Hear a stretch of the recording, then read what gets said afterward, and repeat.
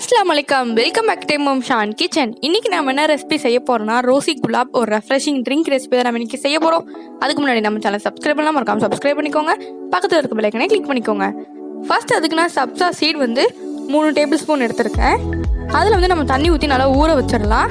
ஊறினதுக்கப்புறம் நம்மளுக்கு நிறைய வரும். இந்த மாதிரி ஊறினா நம்மளுக்கு நிறைய இருக்கும். இப்போ நான் 2 ஜூஸ் கிளாஸில் 3 டேபிள் ஸ்பூன் சப்ஸா சீடு ஊற வச்சோல அதை சேர்த்துக்கிறேன்.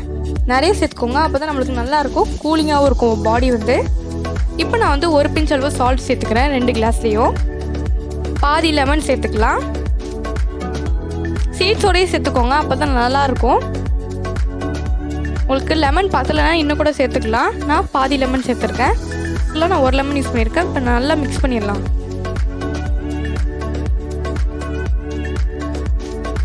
ரோஸ் சிரப் 2 டேபிள் ஸ்பூன் சேர்த்துக்கலாம். சுகர் எதுவும் ஆட் பண்ண வேண்டாம். இப்போ நான் கூலிங்கான சோடா ஆட் பண்ணிக்கிறேன். நீங்கள் ஸ்ப்ரைட் 7 இது மாதிரி எது இருந்தாலும் ஆட் பண்ணிக்கலாம், நல்லாயிருக்கும். அவ்வளோதான், சிம்பிளான ரோசி குலாப் ஒரு ரெஃப்ரெஷிங் ட்ரிங்க் ரெசிபி. இந்த ரெசிபி உங்களுக்கு பிடிச்சிருந்ததுன்னா லைக் பண்ணிக்கோங்க, ஷேர் பண்ணிக்கோங்க, மறக்காம சப்ஸ்கிரைப் பண்ணிக்கோங்க. பக்கத்தில் இருக்க பெல் ஐகானை கிளிக் பண்ணிக்கோங்க. அப்போ தான் இது போல் நிறைய ரெசிபிஸ் போட்டால் உங்களுக்கு உடனே நோட்டிஃபிகேஷன் வரும். பாய், நம்ம நெக்ஸ்ட் வீடியோவில் பார்க்கலாம். மறக்காமல் சப்ஸ்கிரைப் பண்ணிக்கோங்க, அப்போ தான் இது போல் நிறைய வீடியோஸ் வரும்.